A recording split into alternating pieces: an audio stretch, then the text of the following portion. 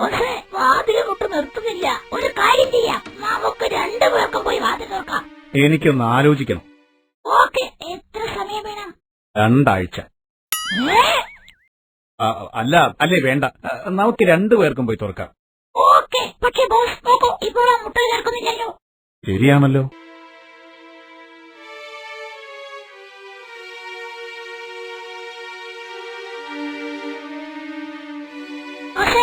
ഒന്നും കേൾക്കുന്നില്ല.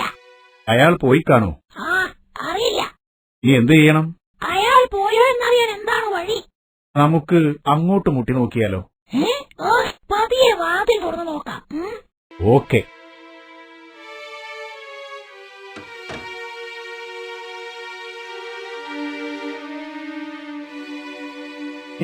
ഇവിടെയൊന്നും ആരുമില്ല.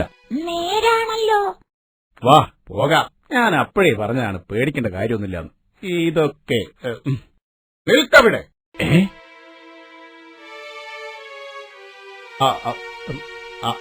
ആരാണ് നിങ്ങൾ?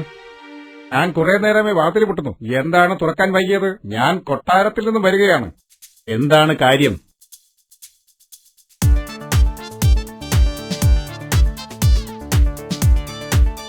എന്ത് സത്യമാണോ നിങ്ങൾ പറയുന്നത്?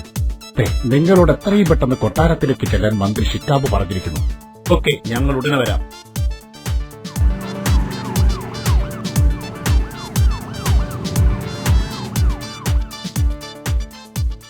വരൂ ടൈഗർ, അകത്തേക്ക് വരൂ.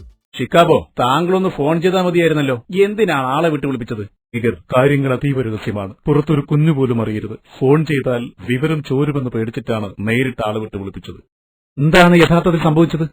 ഞാനെല്ലാം പറയാം. ഇന്നലെ വൈകിട്ട് രാജാവും സംഘവും നായാട്ടിന് പോയിരുന്നു. രാത്രിയോടെ അവർ തിരിച്ചെത്തി. നായാട്ടിന്റെ ക്ഷീണം കാരണം രാജാവ് ആഹാരം കഴിച്ച് വേഗം കിടന്നുറങ്ങി. ഇന്ന് രാവിലെ രാജാവിന്റെ അലർച്ച കേട്ടാണ് ഞാൻ ഉണർന്നത്. ചെന്നു നോക്കിയപ്പോൾ അദ്ദേഹത്തെ വളരെ പരവശനായി കാണപ്പെട്ടു. കാര്യം തിരക്കിയപ്പോഴാണ് ആ ഞെട്ടിക്കുന്ന കാര്യം അദ്ദേഹം പറഞ്ഞത്. രാജാവിന്റെ കിടപ്പറയിൽ സൂക്ഷിച്ചിരുന്ന ഒരു അമൂല്യ നിധി മോഷണം പോയിരിക്കുന്നു. എന്താണ് എന്നതല്ല, രാജാവിന്റെ കിടപ്പറയിൽ മോഷണം നടന്നിരിക്കുന്നു എന്നതാണ് പ്രധാനം. രാജാവിന്റെ കിടപ്പറയിൽ പോലും കള്ളന്മാരെത്തിയെന്ന് ആരെങ്കിലും പറഞ്ഞാൽ അത് രാജ്യത്തിന് തന്നെ നാണക്കേടാണ്. നഷ്ടപ്പെട്ട ആ അമൂല്യനിധി എന്തു വില കൊടുത്ത് നമുക്ക് വീണ്ടെടുക്കണം. എത്രയും പെട്ടെന്ന്. ടൈഗർ, ഉടൻ തന്നെ അതിനുള്ള നടപടികൾ സ്വീകരിക്കണം.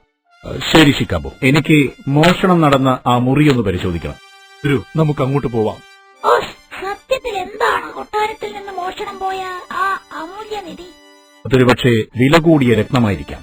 ശരിയാണ്. എന്നാലും ആരാണപ്പ രാജാവിന്റെ കിടപ്പുമുറിയിൽ കയറി മോഷ്ടിക്കാൻ മാത്രം ധൈര്യം കാണിച്ചത്? ഇതാണ് രാജാവിന്റെ മുറി.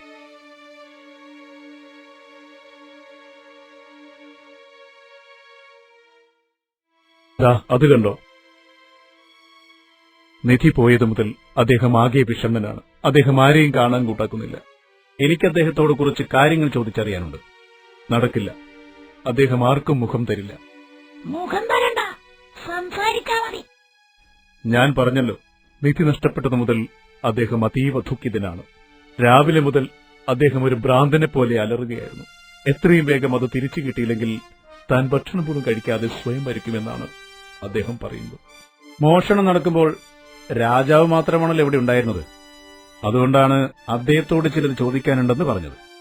പക്ഷേ ഷിക്കാബോ,